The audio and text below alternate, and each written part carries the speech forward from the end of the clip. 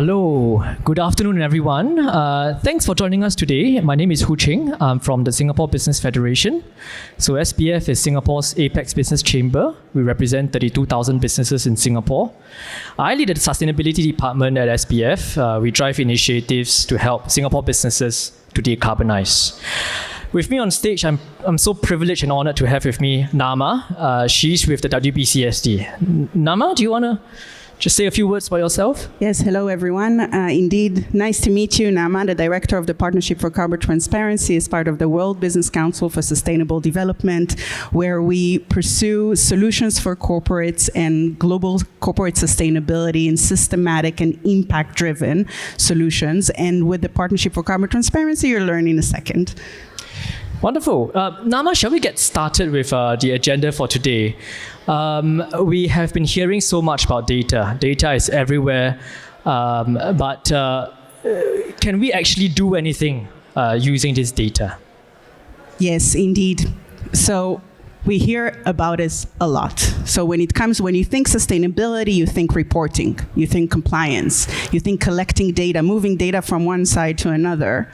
And it feels like a burden. But the actual question we need to ask ourselves is, what type of data are we collecting, and what are we collecting it for?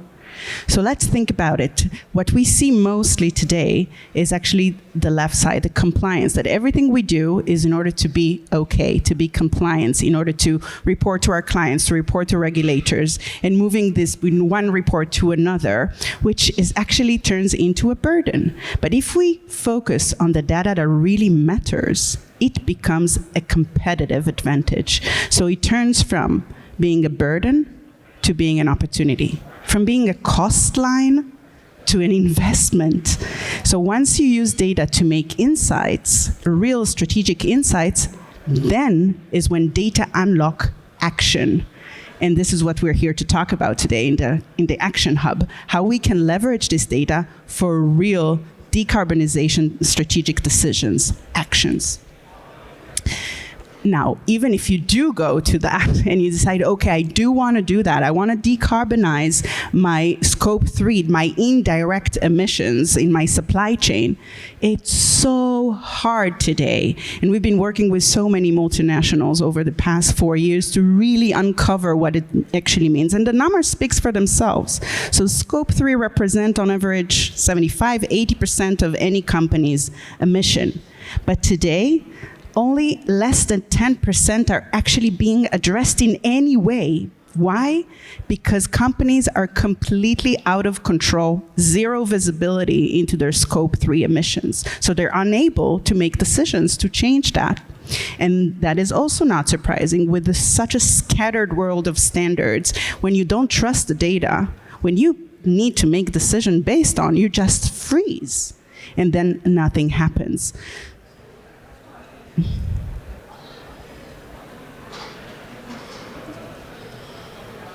Okay. So I understand that you are the director for the PACT, which stands for Partnership for Carbon Transparency, at the WBCSD, which stands for World Business Council for Sustainable Development. And what people tend to associate the PACT with is that it is a standard. It is a standard of standards. Ultimately, it is a standard. And, people are just skeptical at this point. Does the world really need another standard to add to the existing plethora of standards today? It's such a good question. And no, the world does not need another standard. And that's actually where PACT enters. So PACT is not another standard. You can think of it as the standard of standards. It's what makes all the other standards actually applicable. So to start with, PACT has been built on GAGP and ISO and PAF. We did not invent any wheel. But these groundbreaking standards are very much open for interpretation. And what happens in reality, de facto, that companies are basing their methodologies on the GAGP and ISO and so forth, but they're making so many assumptions along the way that we end up having the number of methodologies equal to the number of companies trying to do this exercise. So no one is speaking the same language. And this is the number one reason why we established PACT in the first place, to create this harmonized, unified way to calculate and exchange product carbon footprint, because it also doesn't only end with the unification, but it also the question of granularity. We need to be able to make decisions. We need actionable data. Actionable data comes in product level and not corporate level. This is where you can really identify your hotspots. But it's not enough. It's not enough to have that unique, unified, it's not unique, it's only unified, comparable methodology. We also need to enable scalability. So we went about and we created a technical standard on top of the PACT methodology. This technical standard, an API that solution providers, software solutions are embedding in their products, and by that we're creating interoperability. Think of it as the Internet of Product Carbon Footprint, where all the solution providers, all the software are speaking also the same language and in a digital way. So then we create the scalability and the accessibility for smaller companies as well that cannot afford to have such a big sustainability team and start calculating product carbon footprint for their entire portfolio. And then finally, critical for sustainability as a whole, and I'm sure that everybody will agree with me, when it comes to sustainability, collaboration is key. What we need to fundamentally understand that Scope 3 transparency is not a siloed exercise. It's not one company needs to do this work. We need to see this data going up and down the value chain. So inherently, this is a collaborative journey. This is a collaborative effort. It's not me demanding data from my supplier. It's me partnering with my supplier to exchange data between one another. All three of those PACT does. We have the methodology, we have the technical specification, and we do all that with a huge community of so many players representing different areas of the climate ecosystem, all contributing, making sure that this is solid, robust, and mainly actionable, operational, and not another theoretical exercise. To be very clear, we are not a platform. PACT is not another solution. It enables other solutions. It accelerates the entire market. It's the foundational work we need to enable everybody's else success. I hope that helps understand a little bit more how this differentiates from other standards. And to share my excitement as well of having you here with me, Ching, we could not be more thrilled about this groundbreaking partnership we're having. This is a really amazing milestone for Scope 3 transparency, I must say, especially in this region. Can you tell us a little bit about the work, the amazing work you do and the support you offer for companies based here, and also what made you make the decision to adopt the PACT standard? Well, thanks, Naama. So as the slide says, Singapore is now the first country in the world with a national level emission factors registry that has adopted the PACT standard. And this means that we are the first national level emission factors registry in the world that is able to list product carbon footprint data using the PACT methodology, which means that the data is going to be comparable, reliable, and robust. But let us take the audience through a little bit of history. This picture was taken last year at Eco-Prosperity Week. It is Minister Grace Fu, the Minister for Sustainability and the Environment in Singapore, and she launched the SEFR, the Singapore Emission Factors Registry. And SPF is the project lead for this initiative. We are leading a private-public consortium of partners to develop this initiative, and it's already gone live. You can access it for free at www.netzerohub.sg. Now, there are three benefits to coming up with the Singapore Emission Factors Registry. The first is that it acts as the single reference point for emission factors data in Singapore. And this means that it enhances the convenience of sustainability practitioners. When they perform their greenhouse gas accounting, they need access to emission factors. And previously, they have got a source for emission factors from all around, visiting different websites, getting to different organizations to retrieve these emission factors. Now, they just have to go to www.netzerohub.sg to access all the emission factors that are relevant to them in the Singapore context. The second major benefit is that it localizes the emission factors. So prior to the development of the SEFR, practitioners in Singapore would have to refer to emission factors that are produced abroad. The UK government has done a lot of work in emission factors. And Singapore companies reference the UK government's emission factors. They also reference the American government's or Australian government's or Japanese government's emission factors. But the conditions in these countries and Singapore is very different. Grid electricity is different, the public transport system is different, materials are different.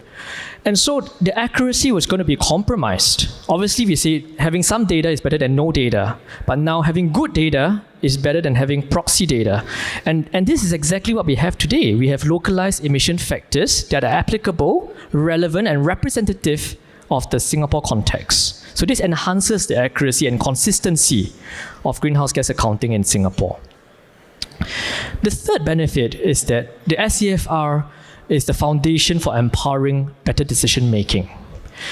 Greenhouse gas accounting is important, but what's even more strategic is if sustainability practitioners take a forward-looking approach, using data to empower decisions such as internal carbon pricing, such as green procurement. And the data that empowers these decisions can come from the SEFR. And I'm especially happy that this is going to be even more material moving forward now that we have entered into this partnership with the WBCSD. I'll just talk a little bit about our partners, because what is really unique about the Singapore Emission Factors Registry is that it's developed by a private and public consortium. It is a very different model from many other countries where the government is usually the organization that takes the lead. It is led by Singapore Business Federation, and we represent 32,000 businesses in Singapore. We co-develop it with the Agency for Science, Technology and Research, and we have got active contributions and support from the various organizations that you see in the screen. And even though we have already developed the SEFR, we are not content with being static. We want to continue to enhance it, to improve it, and we want to hear directly from businesses and sustainability practitioners on how to do so. So if you look at the picture at the bottom of the screen, you'll see that we regularly hold public consultations, speaking directly to businesses and organizations to find out what they want. And what they want is PCF. They want product carbon footprint data to be listed on the Singapore Emission Factors Registry.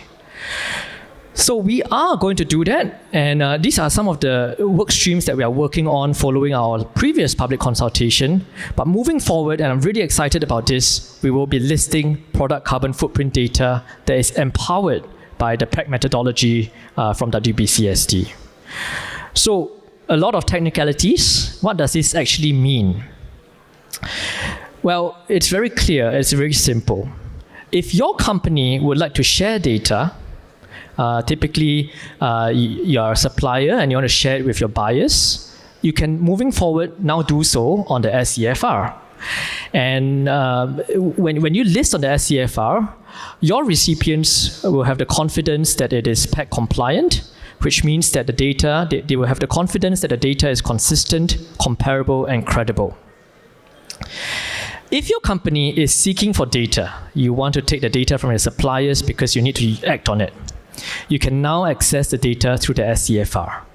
And similarly, you can have the confidence that your supplier's data that is listed on the SEFR is PACT conformant. And so we think that this is a win-win situation, and we are really delighted that Razer Inc., a global gaming technology company, has committed to be the first business to list PCF data on the SEFR platform. And so where does this leave us? Now that we know that the Singapore Emission Factors Registry is the first national level registry moving forward, we know that Razer is coming on board, the first Singapore company to come on board. Where does this leave us? What is the vision? What is the next step at a global level? Yes, it's a great question because we all have a role in this. I'm pretty much sure that everybody in this room have a role to create this vision that I will share right now. But think of a world where data, high quality, scope 3 data and emissions data is just there. It's given, it's available, it's accessible, it's clickety-click, and you get it. All you have to do is drive the insights from it, and make decisions where it matters, and actually decarbonize your supply chain. Think of that world where the sustainability teams are not just reporting teams, are actually those that are strategizing on what are the best actions we can do that will drive decarbonization. And you might look at me as, okay, she's a dreamer, she's a visionary, we will never get there. But actually, we are on that road. It's not a dream. There are already thousands of companies that are using PACT and really creating transparency into their product portfolio upstream. And there are companies that, and with 100% retention, really there's so much value in this level of data. To give you one example of a company that is here in this region, Fujitsu, has been using the PACT methodology for the past 2 years. Already more than a third of their suppliers are submitting product carbon footprint in line with PACT, which creates so much robustness into their data. So this is not a dream. We will get there, but all of us have, in a way, a role to get there. What's next for you? If you are based here, I urge you to look into SBF and SEFR website. There's so many tools, so many resources for the local businesses. A really amazing work done with so little time. It's outstanding. If you're a corporate that wants to adopt the PACT methodology, scan the QR code. If you're a solution provider that want to join the 40 other software solutions already part of our network, scan the QR code. And if not, just reach out. Thank you so much for having us today. Thanks. And if I can just conclude, if we imagine ourselves to be 20 years ago, if we're sitting here 20 years ago and we come on stage and we talk about the greenhouse gas protocol, people will have a lot of, what on earth is this greenhouse gas protocol? Would it ever take off? Would it ever have worldwide adoption? It's impossible that we can harmonize carbon accounting standards. Well, WBCSD is one of the co-founders of the greenhouse gas protocol. Sure. And WBCSD is the founder of the PACT methodology. And this only gives me the confidence and the optimism that in 20 years' time, we will not be talking about PACT because it's common language, just like how greenhouse gas protocol is common language amongst the sustainability community today. Amen. Thank you. Thank you, everyone. Thank you.